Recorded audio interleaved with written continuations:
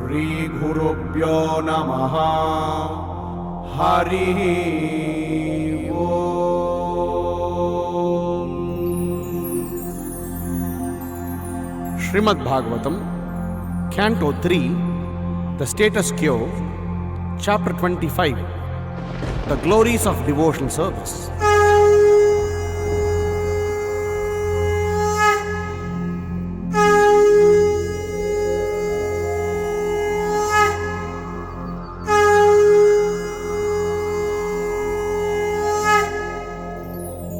शौनक उवाच कपिलस्तत्त्वसङ्ख्याता भगवान् आत्ममायया जातः स्वयम् अजः साक्षात् आत्मप्रज्ञप्तये नृणाम्। Sri Shaunaka said, although he is unborn, the Supreme Personality of Godhead took birth as Kapila Muni by his internal potency. He descended to disseminate transcendental knowledge for the benefit of the whole human race. Na yasya varshmana pumsam varimna sarva yoginam vishrutau shrutadevasya bhuri trupyanti me savaha. Shaunaka continued, there is no one who knows more than the Lord himself. No one is more worshipable or more mature a yogi than he. He is therefore the master of the Vedas, and to hear about him always is the actual pleasure of the senses. Yadyad vidatte Bhagavan स्वच्छन्दात्मात्मा मायया तानि मे श्रद्धादानस्य कीर्तन्यान्यनुकीर्तय. Therefore, please precisely describe all the activities and pastimes of the personality of Godhead, who is full of self-desire and who assumes all these activities by his internal potency. Suta uvacha dvaipayanah sakastvevam maitreyo bhagavams tata prahedam viduram prita anvikshikyam prachoditaha. Sri Suta Goswami said, the most powerful sage Maitreya was a friend of Yaśodā. Being encouraged and pleased by Vidura's inquiry about transcendental knowledge, Maitreya spoke as follows. Maitreya uvacha pitari prastite ranyam matu priya chikirshaya tasmin bindu sare vatsid Bhagavan Kapila kila. Maitreya said, when Kardama left for the forest, Lord Kapila stayed on the strand of the Bindu Sarovara to please his mother Devahuti. Tam asinam akarmanam tattvamargagra darshanam svasutam devahutyah dhatu samsmarati vachaha. When Kapila, who could show her the ultimate goal of the absolute truth, was sitting leisurely before her, Devahuti remembered the words Brahma had spoken to her, and she therefore began to question Kapila as follows.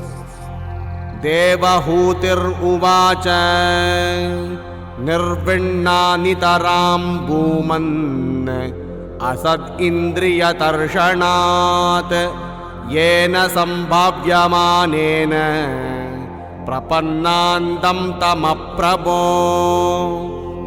Devahuti said, I am very sick of the disturbance caused by my material senses. For because of this sense disturbance, my Lord, I have fallen into the abyss of ignorance. तस्य त्वं तमसोऽन्धस्य दुष्पारस्याद्यपारगम् सच्चक्षुर्जन्मनामन्ते लब्धं मे त्वत् अनुग्रहात्. Your Lordship is my only means of getting out of this darkest region of ignorance, because you are my transcendental eye, which by your mercy only I have attained after many births. य आद्यो भगवान् पुंसाम् ईश्वरो वै भवान् किल लोकस्य तमसान्धस्य चक्षुसूर्य इवोदितः. You are the Supreme Personality of Godhead, the origin and Supreme Lord of all living entities. You have arisen to disseminate the rays of the sun in order to dissipate the darkness of the ignorance of the universe. अतमे देव सम्मोहम् अपाकृष्टुं त्वमर्हसि योऽवग्रहोऽहं ममेतीति एतस्मिन् योजितस्त्वया. Now be pleased, my Lord, to dispel my great delusion. Due to my feeling of false ego, I have been engaged by your Maya and have identified myself with the body and consequent bodily relations. तं त्वागताहं शरणं शरण्यं स्वभृत्य संसारतरोकुटारम् जिज्ञासयाहं प्रकृते पूरुषस्य Namami सद्धर्मविदां वरिष्ठम्. Devahuti continued, I have taken shelter of your lotus feet because you are the only person of whom to take shelter. You are the axe which can cut the tree of material existence. I therefore offer my obeisances unto you, who are the greatest of all transcendentalists, and I inquire from you as to the relationship between man and woman and between spirit and matter. Maitreya उवाच इति स्वमातुर्निरवद्यमीप्सितम् निशम्य पुंसाम् अपवर्गवर्धनम् धिया विनन्द्यात्मवतां सतां गतिर्भवाश ईषत्स्मितशोभिताननः. Maitreya said, after hearing of his mother's uncontaminated desire for transcendental realization, the Lord thanked her within himself for her questions, and thus, his face smiling, he explained the path of the transcendentalists who are interested in self-realization. श्रीभगवानुवाच योग आध्यात्मिक पुंसाम् मतो निःश्रेयसाय मे अत्यन्तोपरतिर्यत्र दुःखस्य च सुखस्य च. The personality of Godhead answered, the yoga system which relates to the Lord and the individual soul, which is meant for the ultimate benefit of the living entity, and which causes detachment from all happiness and distress in the material world, is the highest yoga system. Tam imam te pravakshami yam avocam puranage ऋषीणां श्रोतुकामानां योगं सर्वाङ्गनैपुणम्. O most pious mother, I shall now explain unto you the ancient yoga system which I explained formerly to the great sages. It is serviceable and practical in every way. चेतः कल्वस्य बन्धाय मुक्तये चात्मनो मतम् गुणेषु सक्तं बन्धाय रतं वा पुंसि मुक्तये. The stage in which the consciousness of the living entity is attracted by the three modes of material nature is called conditional life. But when the same consciousness is attached to the Supreme Personality of Godhead, one is situated in the consciousness of liberation. Aham mamabhimanotaihi कामलोभादिभिर्मलैः वीतं यदा मनःशुद्धम् अदुःखम् असुखं समम्. When one is completely cleansed of the impurities of lust and greed produced from the false identification of the body as I and bodily possessions as mine, one's mind becomes purified. In that pure state, he transcends the stage of so-called material happiness and distress.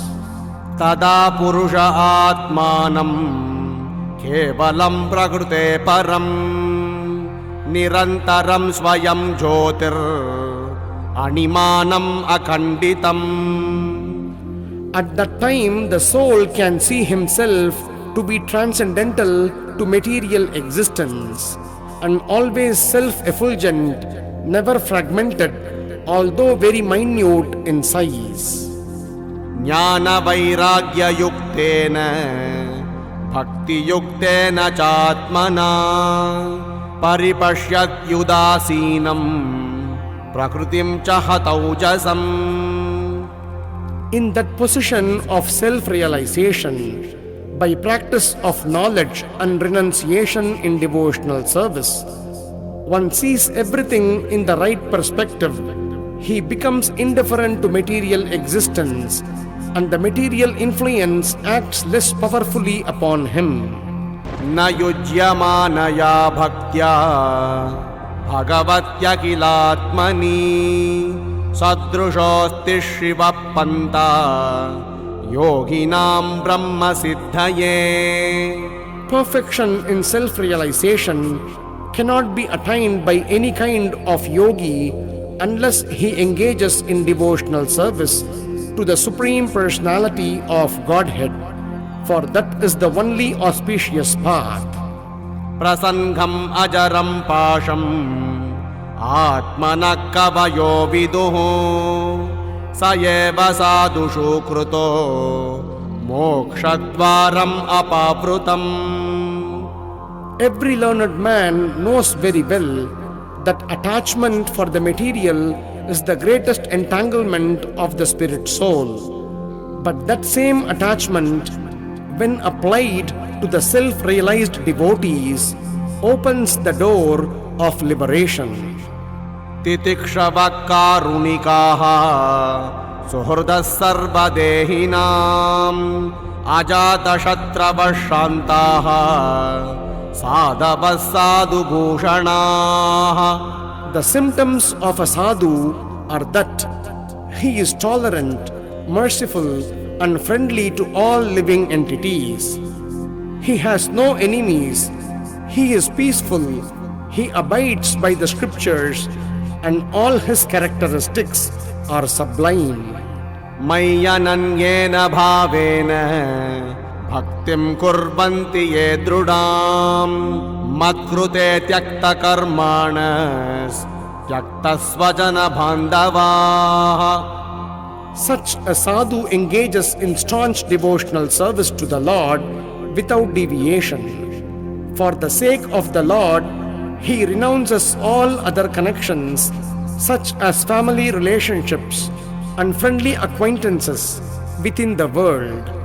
Madhashraya katamrushtaha shrunvanti katayanti cha tapanti vividhastapa naitan madgata chetasaha. Engaged constantly in chanting and hearing about me, the Supreme Personality of Godhead, The sadhus do not suffer from material miseries because they are always filled with thoughts of my pastimes and activities.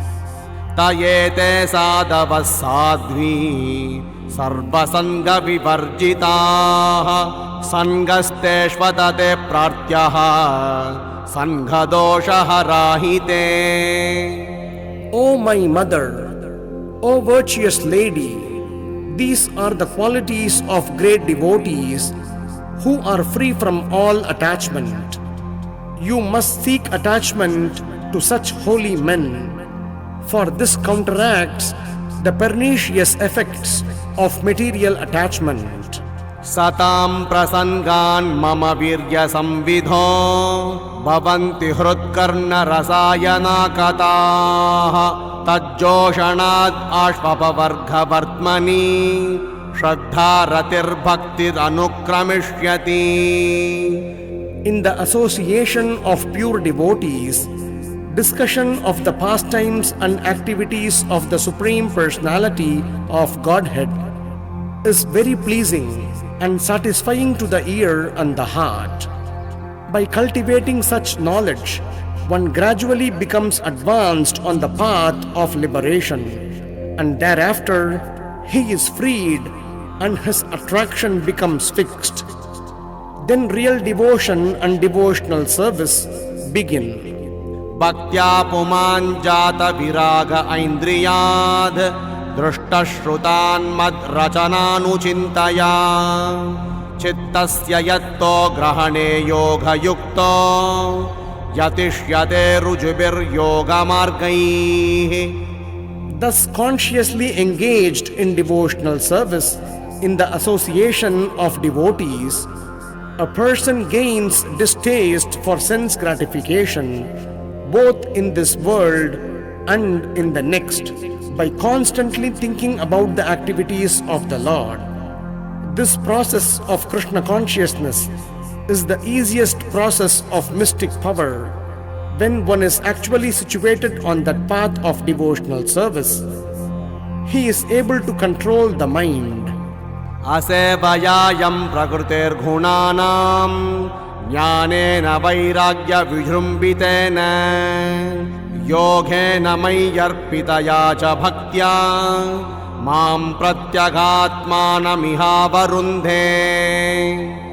Thus, by not engaging in the service of the modes of material nature, but by developing Krishna consciousness, knowledge in renunciation, and by practicing yoga, in which the mind is always fixed in devotional service unto the Supreme Personality of Godhead, one achieves my association in this very life.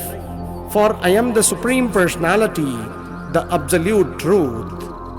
Devahutir uvacha khachit tvayuchita bhaktihi khidrushi mama gochara yaya padam te nirvanam anjasan vaishnava aham. On hearing this statement of the Lord, Devahuti inquired, what kind of devotional service is worth developing and practicing to help me easily and immediately attain the service of your lotus feet? Yo yogo bhagavad bano nirvanatmam svayoditaha hidrushak katicangani yatastattvavabodhanam.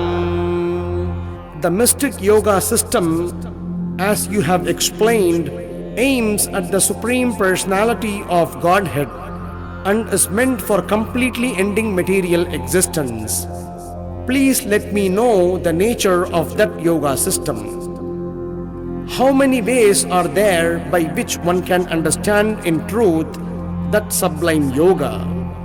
Tad etan me vijanihi yataham mandadirhare sukham buddhyeya durbodham yosha bhavadanugrahat. My dear son Kapila, after all, I am a woman. it is very difficult for me to understand the absolute truth because my intelligence is not very great.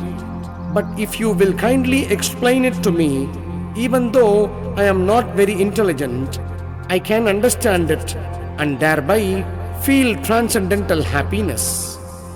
Maitreya uvacha viditvartam kapilo maturittam jhatasneho yatra tanvabhijataha tatvam nayam yat pravadhanti sankyam provacha vai bhakti vitana yogam.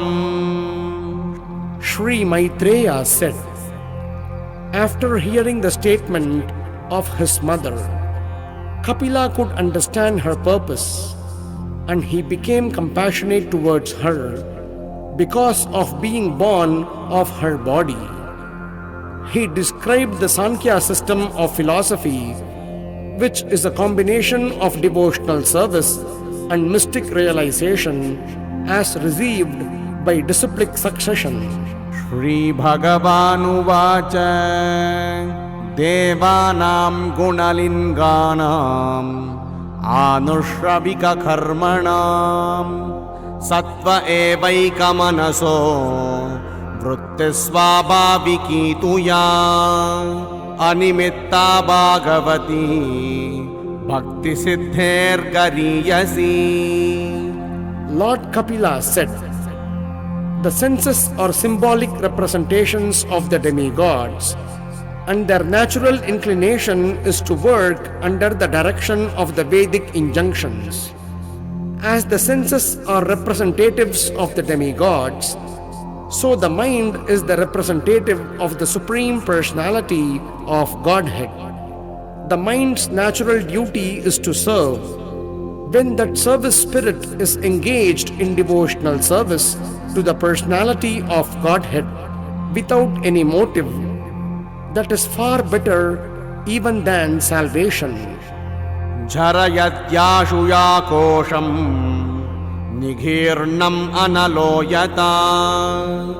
Bhakti, devotional service, dissolves the subtle body of the living entity without separate effort, just as fire in the stomach digests all that we eat. Naikatmatam me spruhayanti kechin matpada seva birata madiha yen yon yato bhagavata prasajya sabhajayante mama paurushani. A pure devotee who is attached to the activities of devotional service and who always engages in the service of my lotus feet never desires to become one with me. Such a devotee who is unflinchingly engaged always glorifies my pastimes and activities.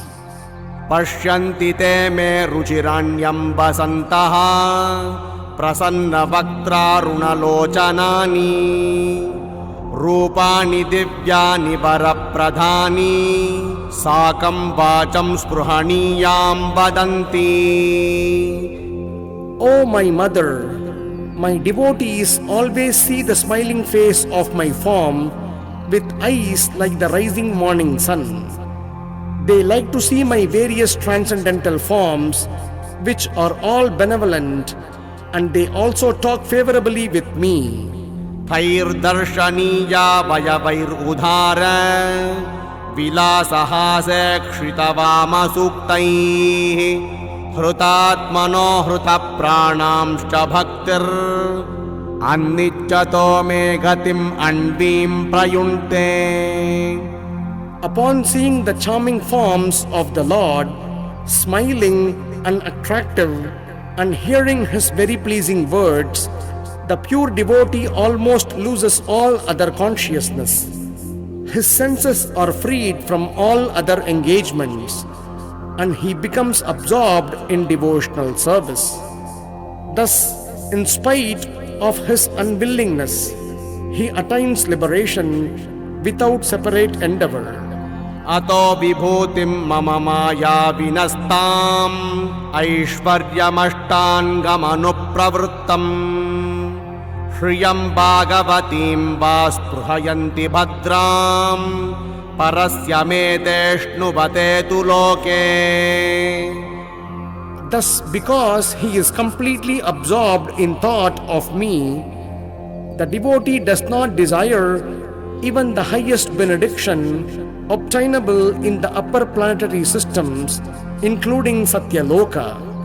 He does not desire the 8 material perfections obtained from mystic yoga, nor does he desire to be elevated to the kingdom of God. Yet even without desiring them, the devotee enjoys, even in this life, all the offered benedictions. न कर्हि चिन्मत्परा शान्तरूपे नंश्यन्ति नो मे निमिषो लेडिहेतिः. येषाम् अहं प्रिय आत्मा सुतश्च सखा गुरुः सुहृदो दैवमिष्टम्. The Lord continued, My dear mother, devotees who receive such transcendental opulences are never bereft of them. Neither weapons nor the change of time can destroy such opulences. Because the devotees accept me as their friend, their relative, their son, preceptor, benefactor, and supreme deity, they cannot be deprived of their possessions at any time. इमं लोकं तथैवामुम् आत्मानम् उभयायिनम् आत्मानम् अनुये चेह ये रायः पशवो गृहाः विसृज्य सर्वान् अन्यांश्च माम् एवं विश्वतो मुखम् भजन्त्यनन्यया भक्त्या तान् मृत्योरतिपारये. Thus the devotee who worships me, the all-pervading Lord of the universe, in unflinching devotional service, gives up all aspirations to be promoted to heavenly planets or to become happy in this world with wealth, children, cattle, home, or anything in relationship with the body. I take him to the other side of birth and death. नान्यत्र मद्भगवतः प्रधानपुरुषेश्वरात् आत्मनः सर्वभूतानां भयं तीव्रं निवर्तते. The terrible fear of birth and death can never be forsaken by anyone who resorts to any shelter other than myself. For I am the Almighty Lord, the Supreme Personality of Godhead, the original source of all creation, and also the Supreme Soul of all souls. मद्भयाद् भाति वातोऽयं सूर्यस्तपति मद्भयात् वर्षतीन्द्रो दहत्यग्निर्मृत्युश्चरति मद्भयात्. It is because of my supremacy that the wind blows out of fear of me, the sun shines out of fear of me, and the Lord of the clouds, Indra, sends forth showers out of fear of me. Fire burns out of fear of me, and death goes about taking its toll out of fear of me. ज्ञानवैराग्ययुक्तेन भक्तियोगेन योगिनः क्षेमाय पादमूलं मे प्रविशन्त्यकुतो भयम्. The yogis, equipped with transcendental knowledge and renunciation and engaged in devotional service for their eternal benefit, take shelter of my lotus feet. And since I am the Lord, they are thus eligible to enter into the kingdom of Godhead without fear. एतावान् एव लोकेऽस्मिन् पुंसां निःश्रेयसोदयः तीव्रेण भक्तियोगेन मनोमय्यर्पितं स्थिरम्. Therefore, persons whose minds are fixed on the Lord engage in the intensive practice of devotional service. That is the only means for attainment of the final perfection of life. Hari